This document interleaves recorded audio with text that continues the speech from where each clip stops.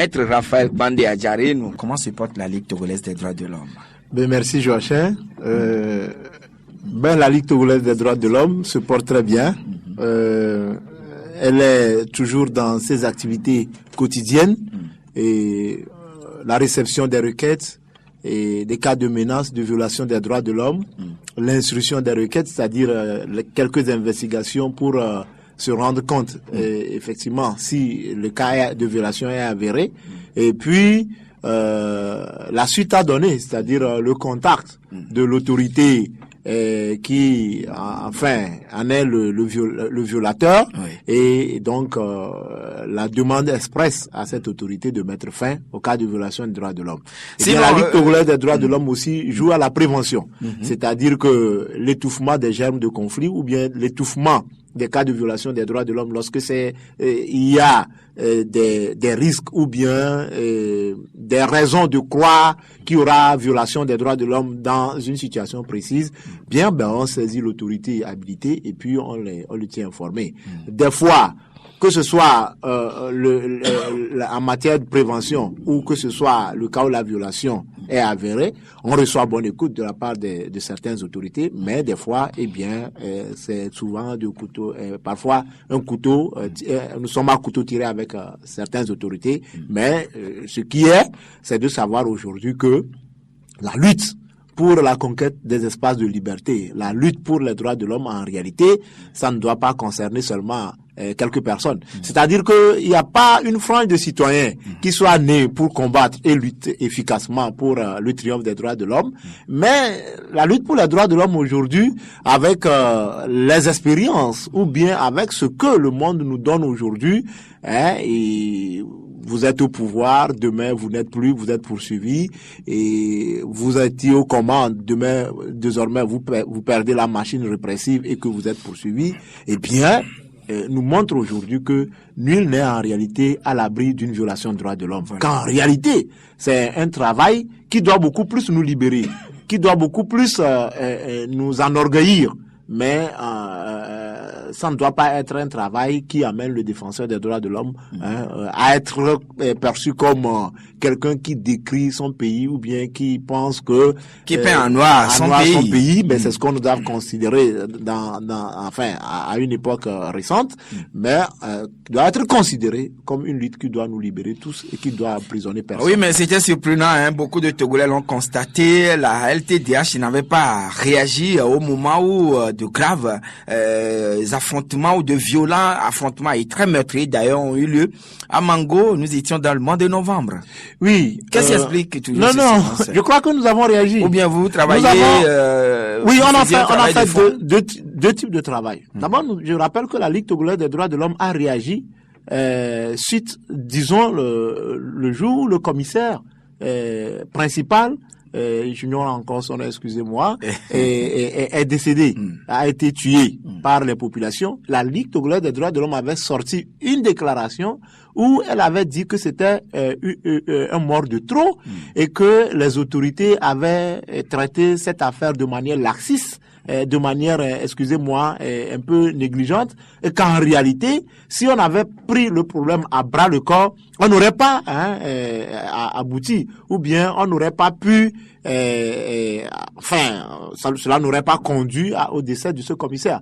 Alors qu'en réalité, il y avait d'autres citoyens qui étaient encore en détention, certains étaient déjà décédés, et donc on n'avait pas encore besoin de ce mort de trop. Je crois que nous avons réagi publiquement, mais en sourdine, j'avoue que nous avons fait un travail précieux. Un travail précieux tout d'abord parce que nous avions notre section locale à Mango qui nous rendait, d'abord c'est elle qui nous a prévenu des faits qui ont commencé, je crois, en novembre. Oui, c'était le 6 novembre. 6 novembre. Et nous avons contacté le ministre de la Sécurité et de la Protection civile. Nous avons discuté avec le ministre Yark Damehan et nous lui avons fait des propositions pour éviter que le problème, la crise ne s'exacerbe pas. Et je crois que à l'époque, nous avons mis le ministre de la Sécurité en contact avec le président de la section locale de Mango, de la RTDH qui est à Mango. Je crois qu'il y a eu des discussions et d'évolution en évolution, je vous dis, monsieur Joachim, que dans ce dossier, j'ai eu à discuter avec le Premier ministre, commissaire Lom Klassou. Là, je le dis parce que là, on pense que la Ligue togolaise des droits de l'homme n'a rien fait. J'ai eu à discuter plus de 30 minutes avec le Premier ministre, c'est Lom Klassou, dans le dossier de Mango. C'était donc les débuts de cette affaire. Oui, effectivement. Si vous vous souvenez, je crois que le Conseil des ministres s'est tenu, je crois, un samedi, avec la démission du préfet de Mango. Oui. Je crois que c'est la discussion que j'ai eue avec le ministre Selom Klassou a eu lieu précisément la veille, le vendredi, qui a précédé le Conseil des ministres. Nous avons eu une discussion de plus de 30 minutes sur les événements de Mango. Parce qu'en ce moment, les populations avaient commencé par traverser la frontière. Et il y avait certains hôpitaux à Mango qui étaient pleins parce que les gens ne sont pas partis débordés. Non pas pour se soigner, mais pour aller se trouver refuge. Nous avons pensé que c'était trop. C'était trop. Donc, ce qui voudra dire la Ligue togolaise n'était pas restée bras croisés face à cette situation dans et le monde. Nous avons fait le travail que nous avons pu faire. À Mango. Voilà, un Togolais, aujourd'hui, le gouvernement, à travers le ministère des Affaires étrangères, incite davantage les Togolais résidant à l'extérieur, autrement dit la diaspora, à revenir au Togo pour développer le pays. Cependant, Dr Antoine Randolph, aussitôt rentré, en train de faire une prière au niveau de la plage, celui-ci a été rapidement arrêté. Jusqu'à aujourd'hui, on ne comprend même pas ce pourquoi il est arrêté, et cela a poussé même le chef de file de l'opposition, Jean-Pierre Fabre, à réagir en écrivant une lettre donc au ministre de la Sécurité pour que des explications lui soient fournies. Ce genre de situation, est-ce que ça inquiète ou bien c'est plutôt les travaux de routine des renseignements? Oui, mais c'est vrai que dans des pays, il existe les renseignements, dans tous les pays, et pour que les mauvais esprits ou bien les mauvais comportements qui se font en sourdine dans le noir puissent être détectés et puis démantelés. Mais ce genre de situation, moi je crois quand même qu'il faut communiquer. Il faut, lorsque vous interpellez quelqu'un, ne faites pas en sorte que son interpellation puisse ressembler à un kidnapping, à un enlèvement. Oui. Parce que cette personne a une famille, cette personne a des proches, parents. Donc si vous interpellez cette personne, d'abord à cette personne, notifiez clairement les charges ou bien ce que vous lui reprochez. Mais la notification des charges, c'est quelque chose c'est tellement courant. Parce qu'on ne peut pas venir vous prendre comme ça, vous demander de suivre sans vous dire pourquoi je dois vous suivre. Ce n'est pas normal. C'est depuis le fondement même de la procédure pénale. Lorsque vous voulez interpeller quelqu'un, suivez-moi, vous vous présentez en tant qu'agent ou officier de police judiciaire, suivez-moi. Mais la suite, c'est que de dire à la personne pourquoi je dois vous suivre. Ce n'est pas tout simplement vous êtes officier de police judiciaire que vous présentez votre carte et vous dites à un individu de vous suivre, qu'elle doit commencer par vous suivre. Parce qu'elle a une sûreté. Et la sûreté, c'est le premier des droits. C'est-à-dire qu'elle doit se sentir libre dans ses mouvements. Et à un moment, si on veut faire obstacle à cette liberté de mouvement, il faut qu'on lui dise pourquoi on veut faire obstacle à votre mouvement, à son mouvement. Et donc lui dire aussi pourquoi on l'interpelle. Et si vous dites à la personne pourquoi vous l'interpellez, la personne, laissez la personne le soin d'appeler du moins ses proches parents, sa femme, ses enfants, ou la personne... Son avocat. Oui, son avocat. S'il en dispose. S'il en dispose, pour que cette personne puisse... ses proches parents ne soient pas dans l'inquiétude de où est notre membre de famille, où est-ce qu'il est parti, est-il mort, est-il vivant. Et donc, je crois que si ça a été passé comme ça dans le cas de notre compatriote, oui, Randolph, je crois qu'aujourd'hui, tous les citoyens togolais se seraient situés sur les raisons de son interpellation. Oui, et peut-être on ne sait pas si il avait sali la plage et raison pour laquelle on l'a arrêté. Voilà, donc il eut que l'armée puisse communiquer autour. Il faut communiquer. Même si c'est la plage, on suppose qu'il avait sali la plage et qu'on l'a interpellé. Il faut communiquer. Oui. Excusez-moi, Joachim. Vous ne pouvez pas interpeller un citoyen, l'amener dans les locaux de la gendarmerie, 1 jour, 2 jours, et 24 heures, sans que ses proches parents ne sachent de quoi il s'agit. Non, ça c'est de l'enlèvement et du kidnapping. Personne ne peut me dire le contraire. Ce n'est pas normal. Nous sommes tous des personnes humaines. Vous privez quelqu'un de sa liberté, dites à la personne pourquoi vous la privez de sa liberté. Au moins, si la personne n'a même pas les moyens d'appeler ses proches parents, je crois que vous, autorité, pour qu'on ne pour qu'on ne vous accuse pas de kidnappeur ou d'enleveur, mais vous êtes tenu. La loi même vous oblige. Parce que là, ça devient la séquestration ou bien l'enlèvement, le kidnapping. Vous êtes tenu d'en avertir ses proches parents pour que ceux-ci puissent savoir. Ah bon? Sinon, par quel moyen? Mais vous demandez à la personne, si elle n'a pas de moyen de communication, vous lui demandez, mais oui, nous vous avons interpellé. Dites-nous un peu la personne qui est proche de vous, qui peut être avertie de votre interpellation. Ah oui, peut-être l'armée a communiqué, ou bien disons les officiers de police judiciaire ont communiqué. C'est pourquoi on sait aujourd'hui qu'ils se retrouvent au niveau des renseignements généraux. Oui, bon. Ou bien on devrait aller au-delà, faire plus que ça. Oui, on communiquait, mais je viens d'apprendre que le chef de file de l'opposition, Jean-Pierre Fabre, a écrit au ministre de la Protection civile et de la sécurité, et dans sa lettre, il disait qu'on n'a qu'à lui dire où est-ce que monsieur Randolph se trouve. Oui. Voilà. Et les raisons pour lesquelles il a été interpellé. Donc si il demande où est-ce qu'il se trouve, ça voudrait dire que il n'a pas, on ne savait pas là où il se trouvait. Mais je crois que si aujourd'hui, je ne sais pas s'il se trouve dans les locaux de la gendarmerie ou bien de l'ANR, mais je crois que ce débat par rapport à la force de cette institution de détenir ou bien de garder à vue les citoyens a été fait lors du procès Pacha. Et séance tenante, la chambre judiciaire a ordonné le transfèrement des détenus qui se trouvaient dans les locaux de l'ANR à la prison civile de Lomé. Voudrait dire que c'est une institution qui n'a pas pour vocation de détenir. Et si on est détenu là-bas, comme cela se transparaît, c'est comme si on est détenu au secret. La détention au secret est interdite. Parce que lorsque vous êtes détenu au secret, on ne sait pas ce qui vous arrive. Vous pouvez subir des mauvais traitements, vous pouvez être sous le coup de la torture. Parce qu'en réalité, on pense qu'on est en train de vous faire extorquer des aveux. Est-ce qu'on peut, au niveau de la détention au secret, injecter des produits? Mais c'est possible. Si vous détenez quelqu'un au secret, cette personne sort. Et quelque temps après, il lui arrive quelque chose. Mais avant, peut-être que la personne ne ferme la bouche, il dit qu'on lui a injecté quelque chose. Qu'est-ce que vous allez dire? Même si vous pensez que la personne ment dans votre compte, le fait tout simplement de l'avoir détenu au secret, mais ce qu'il dit, contre votre parole, vous ne pouvez rien contre votre défense, pour votre défense. C'est pas possible. Donc c'est pourquoi la détention au secret, c'est pas bien. C'est protecteur pour la personne qui est détenu au secret, c'est protecteur même pour ceux qui pensent détenir au secret. Et voilà, dans ce même sillage, Amnesty International vient de publier son rapport 2015, estimant qu'il y a eu violation des droits de l'homme à travers tout le continent, beaucoup plus dans le monde.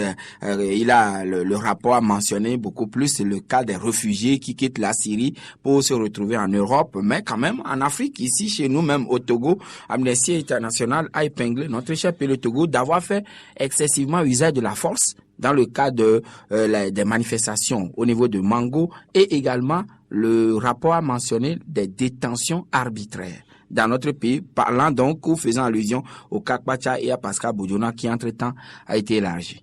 Oui, généralement, je félicite cette organisation d'envergure nationale et je pense sa section qui se trouve au Togo et son président Aimé Adi qui font un travail de terrain titanesque. Et il faut les jeter des fleurs. Et il faut dire aussi que quand on publie les rapports, parfois, je viens d'apprendre que 122 pays pratiquent la torture et les mauvais traitements à travers ce rapport. On a tendance à se dire, oh mais oui, si dans 122 pays on pratique la torture, bon ben alors, chez nous, on peut alors être excusé. On a tendance à le penser. Mais en réalité, il ne faut pas penser la chose de la sorte. Parce qu'aujourd'hui, lorsque vous voulez accéder au stade de pays développés, ou même en voie de développement, ce n'est pas seulement votre économie qu'on regarde, ce n'est pas seulement votre PIB.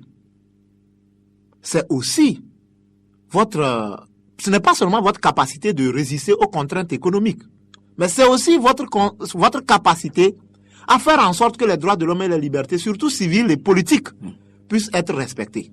Donc, le rapport, le lien entre le développement et le respect des droits de l'homme, c'est un lien qui est indissoluble. Vous ne pouvez pas être un pays développé si vous ne respectez pas les droits de l'homme. Vous pouvez avoir un PIB par habitant ou bien un revenu par habitant, un SMIC au-delà même de millions. Si vous ne respectez pas les droits de l'homme, vous ne pouvez pas être considéré comme un pays. Mais la Chine est développée. La Chine, c'est... Oui, mais... la Chine, c'est... Oui, la Chine est économiquement développée, mais en matière de respect des droits de l'homme, mais si ça lui porte toujours la peau. Ça lui porte toujours préjudice. C'est la même chose pour la Corée. Je crois la Corée du Nord. C'est la même chose pour, par exemple, la Libye de Kadhafi perd son âme aujourd'hui. Mais entre-temps, l'école primaire, les soins médicaux, tout ça a été un peu gratuit. Les droits socio-économiques étaient vraiment respectés.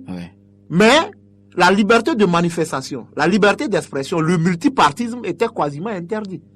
Cela n'empêchait pas de dire que la Libye est un pays totalitaire, malgré qu'il fournit le minimum à sa population. Donc, aujourd'hui, vous ne pouvez pas que vous voulez être un pays développé et puis vous allez mépriser les droits de l'homme.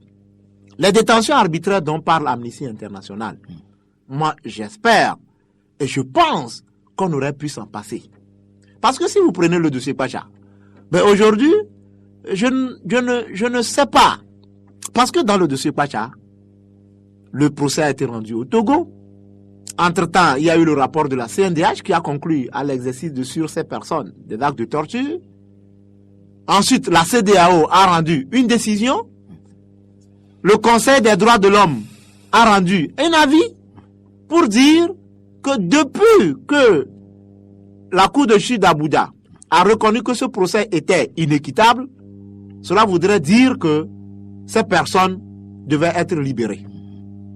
Maintenant, puisqu'elles n'ont pas été libérées, le Conseil des droits de l'homme, qui est composé de juristes d'une neutralité convaincue, d'une expertise convaincue, chevronnée, a dit que ces messieurs sont en détention arbitraire et qu'il faut les libérer. Le principe de la restitution voudrait tout simplement que ces personnes soient mises en liberté.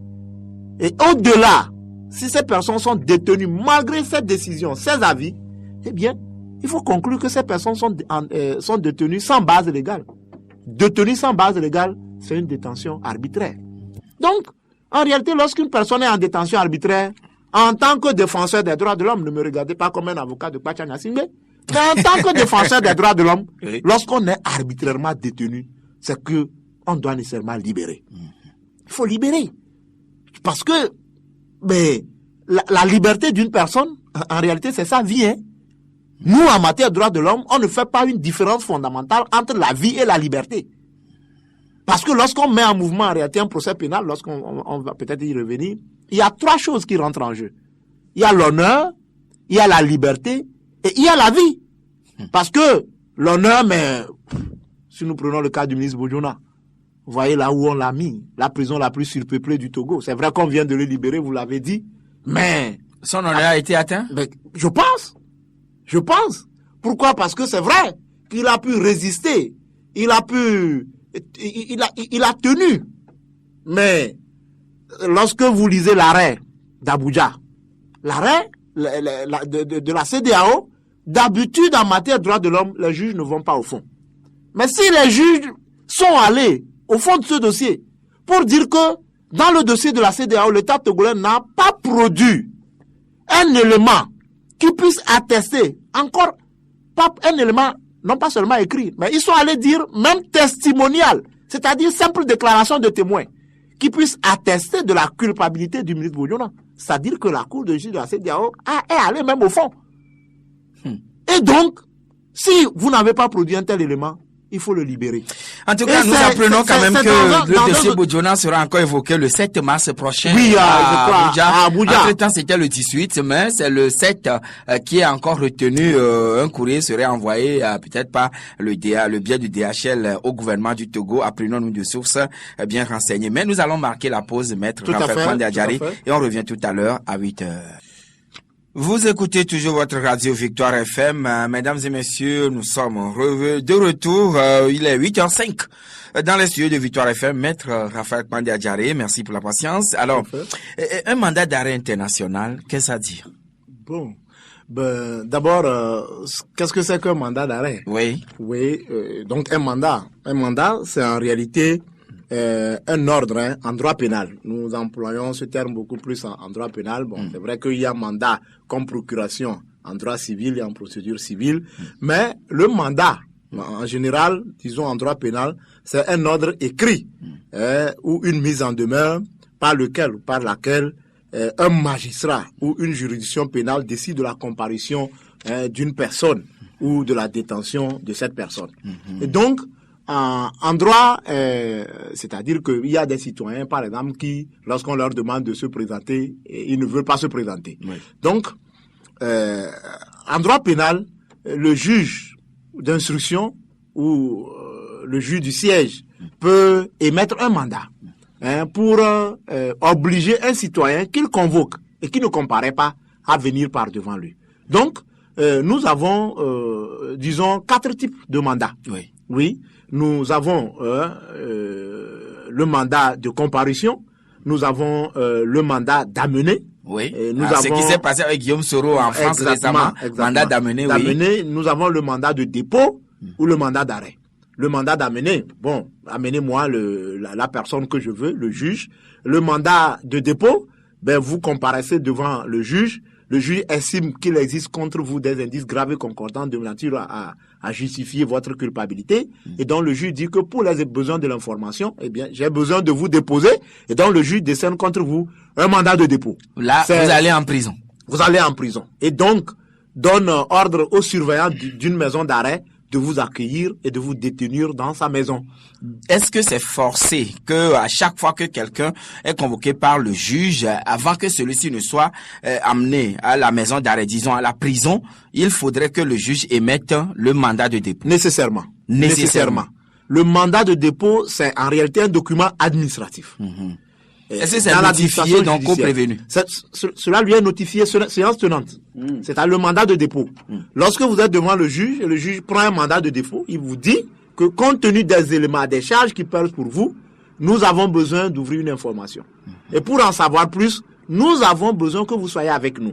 Parce que si on vous met en liberté, il y a des risques de collision, c'est-à-dire vous pouvez essayer par exemple de fuir ou bien par exemple d'effacer les traces pour la manifestation de la vérité. Et donc le juge vous décerne contre un mandat de dépôt. Mais le mandat de dépôt en réalité, c'est la solution la plus extrême. Parce que en matière pénale, c'est la liberté qui est le principe et la détention l'exception. L'article 112 de notre code de procédure pénale le reconnaît. Que c'est la liberté qui est le principe. Et donc, si le juge doit émettre un mandat de dépôt contre vous, c'est qu'il doit s'assurer en réalité que vous pouvez fuir et que vous pouvez tout faire peut-être pour faire disparaître les traces pour la manifestation de la vérité. Parce que si le juge vous convoque, vous comparaissez. À chaque temps qu'il a besoin de vous, vous comparaissez, vous êtes un citoyen honnête.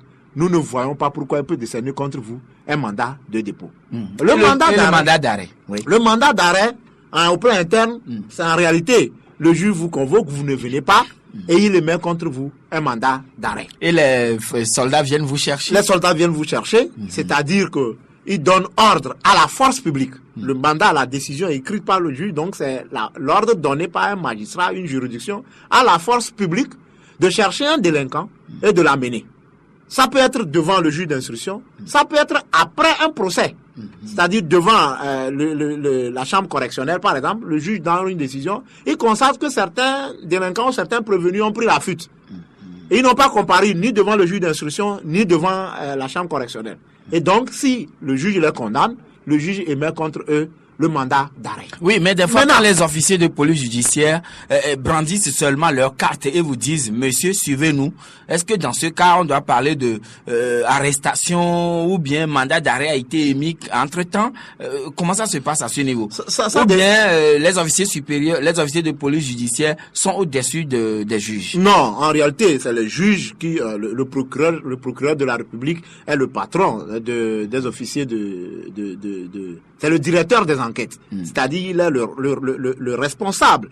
Il est le supérieur hiérarchique des officiers de police judiciaire. Donc, et bien le magistrat, excusez-moi, un magistrat qui vient de prêter serment, il est au-dessus d'un colonel qui patronne, par exemple, une gendarmerie.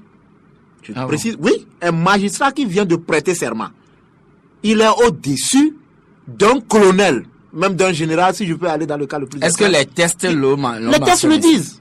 Les tests le disent. D'accord. Il ne peut pas aller au-delà des instructions données par un magistrat, fût-il du parquet ou du siège, l'officier de police judiciaire, fût-il colonel, ne peut pas aller au-delà des instructions données par un magistrat. Oui, mais peut-être pour des raisons de sécurité, ils peuvent opérer ou agir avant de le confier. Bon, oui, c'est possible. C'est possible. Mais dans tous les actes qu'ils posent, ils doivent tenir informé le responsable de l'enquête, qui est le procureur de la République. Il doit nécessairement le tenir informé. Si c'est un magistrat qui a émis le mandat d'amener ou le mandat de comparution, mandat d'arrêt, ils doivent nécessairement, dès qu'ils mettent la main sur l'individu, ils doivent nécessairement tenir informé le magistrat qui a émis le mandat. Donc, cela voudrait dire quoi? Parfois, il y a aussi les soins transmis. Lorsque vous déposez une plainte, il y a un document administratif qui est émis, qui désigne une unité d'enquête pour dire vous enquêtez et vous poursuivez s'il y a lieu. Enquêter veut dire, eh bien, chercher les informations.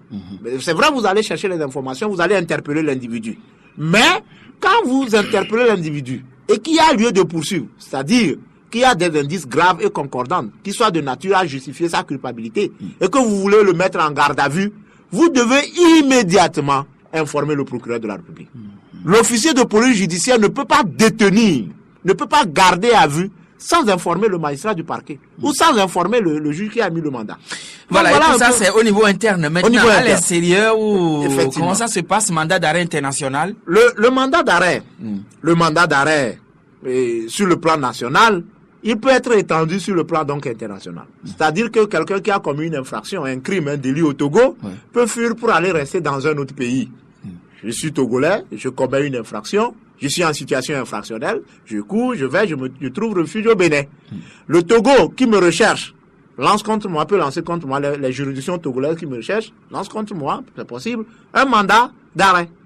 Parce qu'on m'a demandé de comparaître que j'ai refusé. Et j'ai fui. J'ai fui. Donc il lance un mandat, ce mandat prend la connotation de ce qu'on appelle un mandat d'arrêt international. Ça se trouve dans la coopération des États. La coopération des États, c'est l'entraide judiciaire. Et en matière d'entraide judiciaire, la justice, en réalité, est le reflet de la souveraineté. Vous ne pouvez pas, votre justice, les officiers de police judiciaire ne peuvent pas descendre sur le territoire béninois, enquêter, arrêter un individu, même s'ils savent là où il se trouve. Ce n'est pas possible. Ah bon? Donc, il faut la coopération de l'État qui est là. Et donc, lorsqu'on rend un mandat d'arrêt international, il y a le mandat d'arrêt international. Donc, demande à l'autre État alors de faire ce qu'on appelle l'extradition. C'est-à-dire que l'État qui lance le mandat d'arrêt international, c'est un État requérant. Il demande à l'État requis, j'ai sur votre territoire un individu qui est passible d'une infraction, d'un délit, d'un crime, et j'ai ouvert, notre juridiction, la justice de notre pays a ouvert une information contre ce délinquant qui se trouve sur votre territoire. Pour éviter que cette personne ne soit pas impunie, nous vous demandons de nous envoyer cette personne. Et c'est de l'extrader. Et donc, de nous envoyer cette personne pour que nous puissions le juger. Et donc, c'est ce qui s'est passé maintenant dans le cas de Blaise Compaoré, où la justice militaire a délivré donc un mandat d'arrêt international contre lui. Exactement. Ah oui, voilà, aujourd'hui, Blaise Compaoré obtient donc une nouvelle nationalité, celle ivoirienne. Alors, dans ce cas, comment on peut qualifier ce qui se passe là?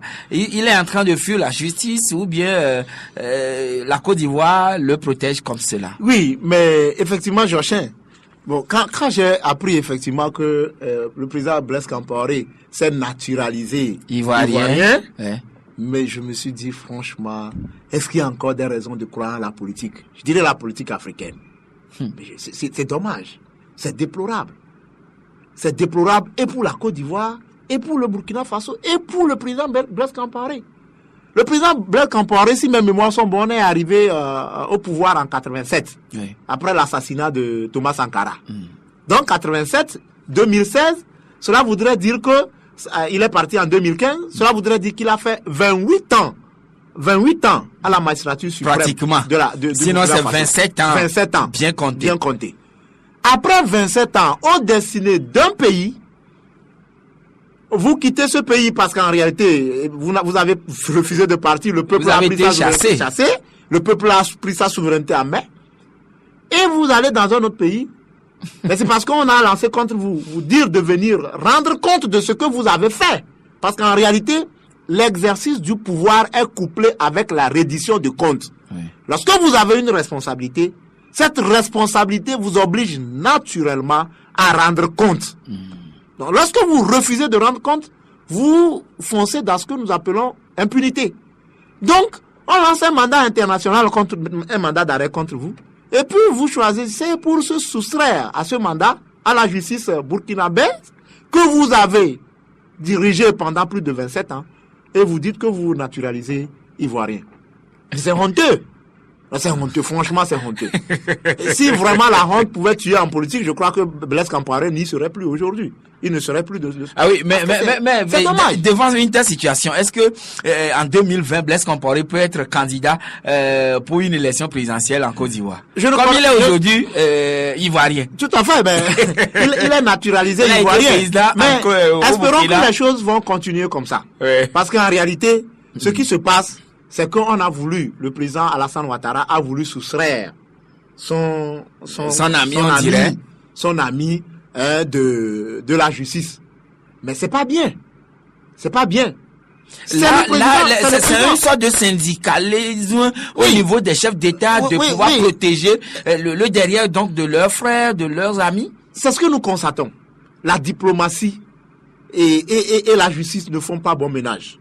Et le principe de la compétence universelle. La justice pénale internationale, l'extradition a été mise sur pied pour lutter d'abord contre l'impunité et pour mettre fin aux petits arrangements entre les amis qui ne font pas bon ménage avec la lutte contre l'impunité avec la justice. C'est-à-dire que vous commettez un crime, prenez le cas de Hissène Habré, mais la justice rattrape toujours, hein? Oui. Ça rattrape toujours.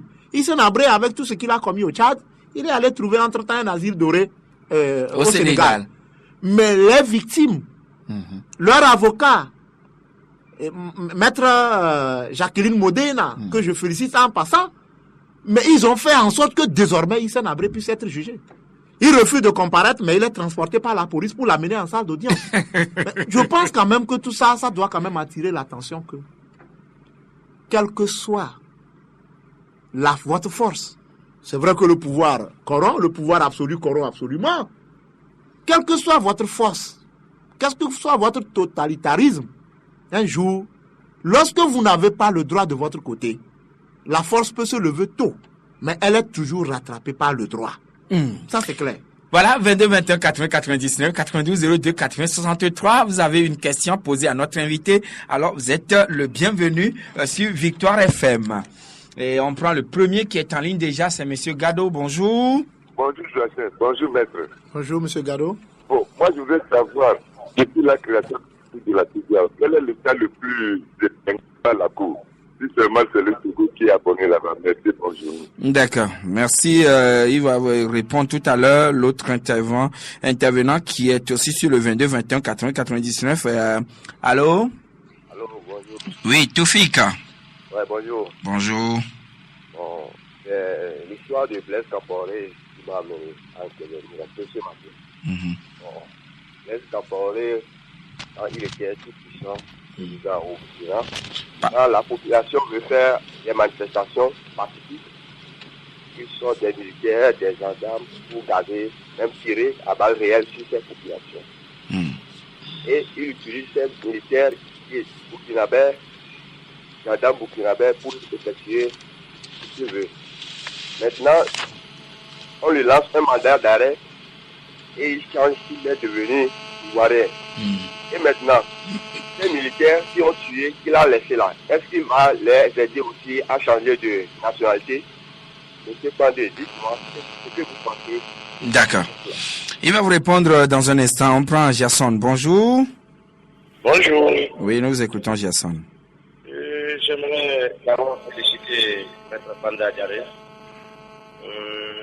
et me poser une question. Oui. J'aimerais savoir comment rendre notre justice forte pour que le pouvoir, je dirais, sur toutes ses formes, pour que le pouvoir, sous toutes ses formes, puisse être juste. D'accord, puisse être juste. Maintenant, nous prenons le dernier intervenant, c'est Kanidek. Bonjour. Oui, Oui. Maître, bonjour. Bonjour, monsieur Kanidek. Bon, concernant M. Blaise Compaoré, on sait qu'aujourd'hui, il a une nationalité ivoirienne. Mais, en un instant, il a été burkinabé. Bon, est-ce qu'on ne peut pas toutefois l'interpeller au moment où il a été burkinabé concernant la forfaiture qu'il avait commise? D'accord. Merci Kanidek. Oui, entre-temps, il a été burkinabé pendant longtemps, tout le monde le connaît. Mais aujourd'hui, voilà, oui. Allez-y. Je commence par la question de Kanidek. Vous savez, en réalité, la nationalité ne peut pas être accordée contre l'impunité. Ce n'est pas possible. La nationalité, la lutte contre l'impunité n'a pas de couleur. Donc, aujourd'hui, on ne peut pas dire que Blaise Compaoré s'est naturalisé. Il n'a pas une nationalité d'origine ivoirienne. Oui. Il s'est naturalisé, c'est vrai. Et donc, l'État de la Côte d'Ivoire peut s'en passer pour dire que... c'est mon citoyen. Non, c'est pas possible. Il ne doit pas, on peut pas le faire soustraire de la justice en même temps. Parce qu'il y a un principe, même en droit international, qui oblige l'État ivoirien, soit vous jugez, soit vous extradez. Aut dedere, aut judicare. Si vous ne voulez pas extrader la personne, eh bien, vous devez le juger. Blaise Compaoré est poursuivi pour un crime. Si la Côte d'Ivoire refuse de l'extrader, la Côte d'Ivoire doit le juger. Oui, mais comment la Côte d'Ivoire peut juger Blaise Compaoré étant donné que tout le dossier, le lot du dossier se retrouve donc à Ouaga? C'est possible. C'est possible? Si les juges burkinabés vont se transporter en Côte d'Ivoire?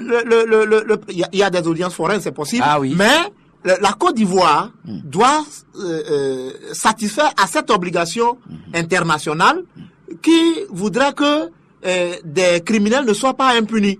Et donc, nécessairement, tôt ou tard, je sais que Blaise Compaoré va répondre. Voilà, parce que il a utilisé quand même des militaires pour empêcher des manifestations pacifiques. Mais lui, aujourd'hui, il esquive à la justice. Est-ce que les militaires aussi seront... Oui, mais justement, c'est dommage parce que en réalité, c'est pourquoi nous disons que lorsque vous êtes subordonné, et qu'un jour votre hiérarchie vous dit, supérieur hiérarchie vous dit d'aller commettre des forfaits, mais il faut réfléchir. Parce qu'aujourd'hui, c'est ces militaires qui sont là, mais lui, il a une protection. Exécution avant réclamation. Non, mais pas exécution avant réclamation, mais je pouvais vous rappeler la théorie des baïonnettes intelligentes. Qui voudrait qu'avant d'exécuter un ordre, il faut que cet ordre ne soit pas manifestement illégal et contraire aux droits de l'homme. Voilà. Mais ce que nous voudrons savoir, l'auditeur aussi voudrait savoir, comment rendre plutôt notre justice forte pour que celle-ci soit juste? Oui, mais je crois que c'est toute la réforme de l'appareil judiciaire. D'abord, il faut que le pouvoir exécutif cesse de s'immiscer dans les affaires du judiciaire. Le principe de la séparation des pouvoirs, il est vieux. Et ensuite, il faut que les magistrats aussi soient courageux. Voilà. Parce que quel que soit l'appareil judiciaire, quel que soit le pays, eh bien, un président, un premier ministre, un ministre ne viendra vous dire que vous êtes indépendant. À partir d'aujourd'hui, je ne peux pas vous appeler pour la gestion de certaines affaires. C'est pas possible. Il appartient à tout magistrat de prendre son courage à deux mains pour respecter le principe de l'indépendance de la justice. Et au Togo, c'est l'article 111, 113 qui leur donne ce pouvoir. Mais est-ce que c'est le Togo seul qui a toujours de dossiers par devant la Cour de justice de la CEDEAO, ou bien il y a d'autres pays également, comme vous connaissez un peu les arcanes de... Non, j'avoue que je n'ai pas fait l'inventaire des dossiers qui sont pendants devant la Cour de justice de la CEDEAO, mais je ne peux pas me prononcer. Mais je sais que ces derniers temps, le Togo a été cité plusieurs fois devant cette juridiction. Il y a plusieurs affaires du Togo qui sont pendantes. L'affaire Pachanya Simbe, l'affaire du Boudjouna, l'affaire Agbasso Bertin, et l'affaire des douaniers, et l'affaire de certaines personnes. L'affaire même d'AMTP. Je crois qu'il y en a de trop, mais je ne sais pas si c'est le Togo. Mais est-ce qu'une telle situation doit amener les juges togolais à se poser des questions comme quoi chaque fois nous tranchons des affaires ici, mais les Togolais maintenant se transportent au niveau de la CEDEAO pour que justice leur soit rendue? Les juges togolais, mais bien plus l'État togolais. Qu'est-ce que notre appareil judiciaire représente pour que de temps en temps, on nous amène devant la cour de justice de la CEDEAO. Mais beaucoup plus. Lorsqu'on condamne l'État togolais, en réalité, c'est pas l'État qui paye, c'est le contribuable togolais qui paye. Nous tous, oui, c'est nous tous qui payons. Ah. Donc, c'est pourquoi cette situation doit nous indigner beaucoup plus. Et il faut que la justice togolaise, l'appareil judiciaire, rende justice pour que les citoyens ne soient pas enclins de s'adresser à la juridiction communautaire. Voilà, Maître Raphaël Pandé Adjaré, nous sommes à la fin de l'émission. Cependant, vous avez travaillé au niveau du collectif Sauvons le Togo avec le Front Tchobo et tout. Quel regard portez-vous sur la situation politique du pays aujourd'hui avec le nouveau statut de l'opposition qui a été récemment le décret d'application adopté par le gouvernement et puis finalement le tollé que cela a créé jusqu'à maintenant? Bon, peut-être que je vais vous décevoir un tout petit peu sur une question que je voudrais vraiment pas me prononcer en réalité. J'attends le moment venu pour le faire. Mais beaucoup plus, vous m'avez interpellé sur un sujet en réalité en ce qui concerne le mandat d'arrêt international et l'acquisition, la naturalisation de Blaise Compaoré. Ouais. Sur ce point, je voudrais tout simplement dire que j'attends voir si la CEDEAO va réagir, si l'Union africaine va réagir. Si au moins un chef d'État africain va réagir. Parce que nous voulons une CEDEAO des peuples. Pas une CEDEAO des États, pas une CEDEAO des chefs d'État. Et nous voulons vraiment que nos responsables ne fassent pas la solidarité dans le crime, la solidarité dans l'impunité, la solidarité dans le mépris des peuples, la solidarité dans le mépris des valeurs et des vertus sacrées. Ce n'est pas normal. Et donc nous pensons que tout commence par là. Et je crois que, venant, la démocratie n'a jamais fait bon ménage avec l'impunité. Et il faut que, lorsque vous êtes responsable quelque part, que vous sachiez qu'un jour, vous devez avoir la possibilité de rendre compte. Quant à la politique togolaise, Joachim, nous en parlerons le mois venu. Merci, Maître Raphaël Pandé Adjaré. Merci d'être passé dans cette émission. C'est moi qui vous remercie. Merci pour tout ce que vous faites.